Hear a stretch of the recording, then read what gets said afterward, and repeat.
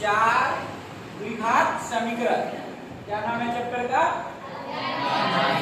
द्विघात समीकरण। इसमें हमको क्या क्या करना है ये बात पहले बता देते हैं।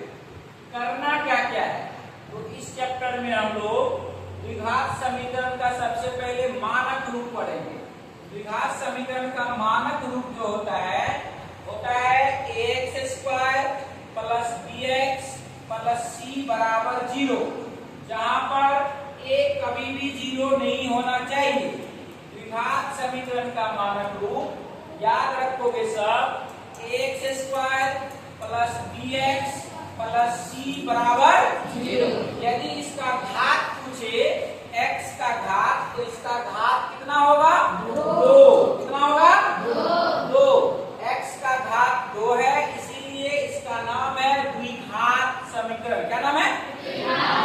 और इसका मूल रूप यानी मानक रूप हमने जाना, ax square plus bx plus c बराबर 0, जहां पर a कभी भी 0 नहीं होना चाहिए।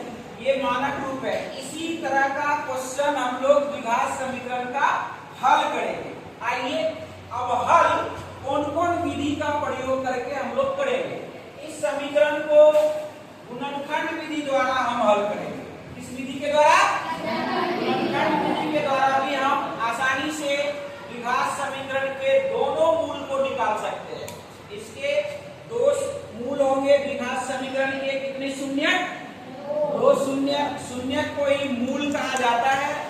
इसके 2 शून्य होंगे। कहने का मतलब इस समीकरण में x का मान जो निकलेगा वो कितना निकलेगा? 2 मान निकलेगा। एक अल्फा दूसरा बीटा। पिछले कक्षा में हमने पढ़ा अल्फा दूसरा बीटा। तो अब देखो इसके 2 मूल निकाल लेंगे आसानी से और गुणनखंड विधि द्वारा। अगला द्विघात समीकरण के दोनों मूल को हम लोग एक और विधि का प्रयोग करेंगे, जिसको कहते हैं पूर्ण वर्ग बनाने की विधि। क्या कहते हैं? पूर्ण वर्ग बनाने की विधि। यानी पूर्ण वर्ग बनाने की विधि द्वारा भी हम द्विघात समीकरण के मूल को निकाल सकते हैं। तीसरा है द्विघात समीकरण के मूल निकालने के लिए एक फॉर्मूला भी होता है x का मान निकालने के लिए, जिसको हम लोग द्विघाती सूत्र कहते हैं। यानी द्विघात समीकरण का मूल हम लोग द्विघाती सूत्र के द्वारा भी निकाल सकते हैं। आइए अब देखते हैं कि द्विघाती सूत्र क्या होता है। अब हम द्विघाती सूत्र देखते हैं। हमारे पास समीकरण है ax square plus bx plus c बराबर 0। इसमें x का मान निकालने का एक फॉर्मूला दिया गया है द्विघाती सूत्र में। x बराबर minus B plus minus root under b square minus 4ac whole by 2a। याद रखोगे, ध्यान से देखो, x बराबर minus B plus minus root under b square minus 4ac by 2a। फिर से पढ़ रहे हैं, x बराबर फॉर्मूला होता है minus B plus minus square root, इसका स्क्वायर रूट तो बी स्क्वायर माइनस 4ac का square root whole by 2a। अब आपको a b c तो दिख ही रहा है, a कहाँ है? x स्क्वायर के गुना में जो है वो क्या कहलाएगा? a कहलाएगा, और x के गुना में जो है वो क्या कहलाएगा? b कहलाएगा। और यहाँ पे कांस्टेंट और चर पद c कहलाएगा। यहाँ पर हम a b c का मान मिल जाएगा। इस तरह का समीकरण हमारे पास रहेगा और इस फॉर्मूला पर अगर बैठा देंगे तो हमें किसका मान आ जाएगा? x का मान आ जाएगा। प्लस माइनस है, एक प्लस में आएगा दूसरा माइनस में आएगा। जहां पर हम ये भी कर सकते हैं बी स्क्वायर माइनस 4ac को छोटा रूप में विवेचक बोला जाता है। क्या बोला जाता है? विवेचक को d से सूचित किया जाता है। विवेचक का ही दूसरा नाम विविक्तिकर। क्या है? विवेचक का दूसरा नाम विविक्तिकर। कभी कभी क्वेश्चन में विवेचक के बदले विविक्तिकर लिखता है, उसका भी मतलब d ही समझेंगे। अर्थात d का मान कितना होगा बताओ तो? b स्क्वायर माइनस 4ac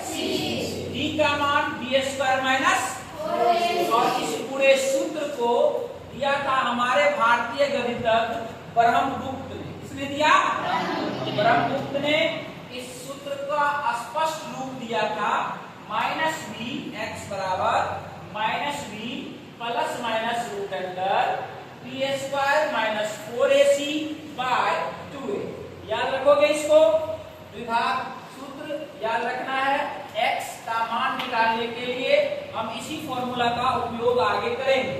आइए अब जानते हैं ये बी स्क्वायर माइनस 4ac अगर 0 से बड़ा हो जाए, मेरे कहने का मतलब बी स्क्वायर माइनस 4ac किसका मान है? d का मान है। किसका मान है? d का मान अगर 0 से बड़ा आ जाए तो हम कहेंगे इसके दोनों मूल वास्तविक और असमान होंगे। वास्तविक और असमान।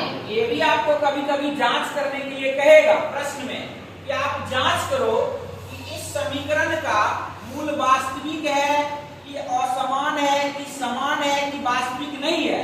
तो हम इस तीनों फॉर्मूला का उपयोग करेंगे। जब बी स्क्वायर माइनस 4ac का मान 0 से क्या आ जाए? बड़ा।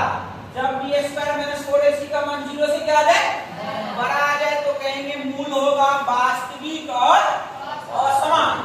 अब जब 0 के बराबर आ जाए इसका मान, b का मान, यानी बी स्क्वायर माइनस 4ac का मान 0 के क्या आ जाए? बराबर आ जाए तो कहेंगे मूल वास्तविक होगा लेकिन समान होगा। वास्तविक होगा लेकिन समान होगा। अगर बी स्क्वायर माइनस 4ac का मान 0 से कम आ जाए, माइनस में आ जाए, 0 से कम का मतलब क्या? माइनस में आ जाए, तो हम कहेंगे दोनों मूल वास्तविक नहीं होगा, अर्थात मूल काल्पनिक होंगे। क्या होंगे? काल्पनिक होंगे। इस तीनों बात को भी आप लोग याद रखोगे। कौन कौन सा बात? 3 बात याद रखना है। जब b का मान 0 से बड़ा हो तो मूल वास्तविक और समान। जब d का मान 0 के क्या हो जाए? बराबर हो जाए तो वास्तविक और समान। और जब d का मान 0 से क्या हो जाए? छोटा हो जाए। 0 से क्या हो जाए? छोटा हो जाए तो मूल वास्तविक नहीं। क्या होगा? इस तीनों बात को ऑब्जेक्टिव में भी पूछ लिया जाता है। समझ में आ गया होगा। इस द्विघाती सूत्र को भी याद रखना है और इस तीनों बात को भी याद रखना है, तब आपको प्रश्नावली हल करने में कोई कठिनाई